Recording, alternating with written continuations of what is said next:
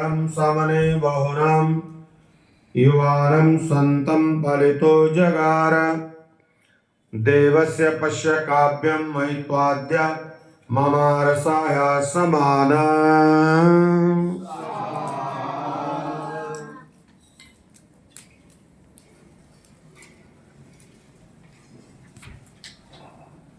तो इस मंत्र में कहा कि जीवन की नश्वरता का चिंतन हमें उचित मार्ग से ले चलने वाला हो और हम अनासक्त रहकर वासनाओं के शिकार ना बने। वासनाएं कभी कम नहीं होती मनुष्यों की, इच्छाएं, और उनको पूर्ण करने में जीवन बीत जाता है और वो भूल जाता है कि मैंने जो मेरा जो लक्ष्य था वो क्या था। इसलिए जीवन के क्रमिक परिवर्तनों को देखता हुआ ये ऋषि उस प्रभु का खूब ही गुणगान कर रहा है और कहा कि देवस्य पश्य काव्यम, इस मंत्र में है ना कि उसको देखना है तो उसकी रचना को देखो, उसके काव्य को देखो, सृष्टि को देखो, प्रकृति को देखो, औषधि और वनस्पतियों को देखो, जितने भी सब भोग्य पदार्थ हैं, नदी और नालों को देखो, हवाओं के चलती उन झरोकों को देखो, उनकी आवाज को सुनो, पक्षियों की चहचहाहट को देखो। इसलिए कहा कि उस प्रभु को पाना है, उसको देखना चाहते हो तो यह मंत्र में कहा कि देवस्य पश्चात उसकी रचना को देखो। अगला मंत्र,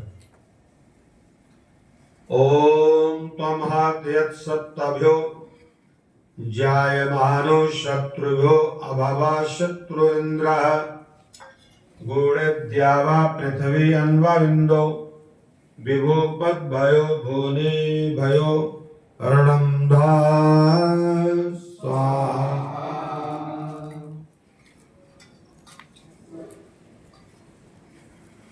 हम अभ्यास और वैराग्य के द्वारा मनोनिरोध करते हुए अपने को पवित्र बनाएं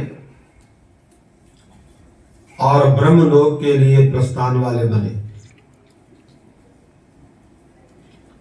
मह्यम दत्वा ब्रजित ब्रह्मलोकम। अभी मंत्र पढ़ेंगे आप, स्तोता में वरदान आएगा। कैसा हम अभ्यास करें? अभ्यास के बगैर कुछ नहीं। ओम मेढन्नत्वा वज्रिणं वृष्टिमन्तं पुरुधास्मानं वृषभं स्थिरशुरं करोष्यस्तरु दीर्घं वस्तुरिन्द्राद्युक्षं वृत्राणं गृणीये।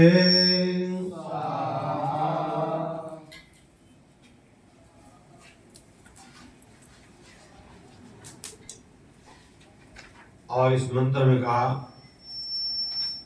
उन्हीं प्राणों के महत्व को आगे करते हुए कि हम संसार की सब क्रियाओं को करते हुए परमात्मा को, ईश्वर को ना भूले, उसको हमेशा याद रखें और प्रभु की कृपा से ही सब सुंदर दिव्य गुणों को पा सके हैं। प्रभु ने उसे वो शक्ति प्राप्त कराई जिससे वो मंत्र में गौतम शब्द आया, अत्यंत प्रशस्त इंद्रियों वाला बना। यत्न करते रहना चाहिए और संसार की जो क्रियाएं, जो परिवर्तन प्रतिक्षण हो रहे हैं, उनसे कुछ ना कुछ ग्रहण करने का प्रयास करते रहना चाहिए। ओम प्रभु महे महे वृथे वरदुम प्रचेतसे प्रासुमतं कृणोदम विशापूर्वं प्रजराचर्षणे प्रास्वा। प्रभु नमन से हम अपनी महान उन्नति करें और कल्याणी मति से अपने मस्तिष्क को स्वस्थ रखें, लोगों को ज्ञान के लिए उत्सुक बनाकर उन्हें ज्ञान प्राप्त कराएं। ऐसे हम अपने विचार बनाएंगे, लोग सुने हो बड़े ध्यान से, श्रद्धा से, निष्ठा और विश्वास के साथ हमारी बात को माने। ऐसे गुण का मनुष्य में होने चाहिए ताकि जीवन जो है बढ़िया बने। ओम शुनम हवेम भगवान इंद्रास्मिन् करे नृतम वाजसातौ शृण्वन्तामग्रमूर्ताय समत्सु घनन्तं वृत्राणि संचितं धनानि।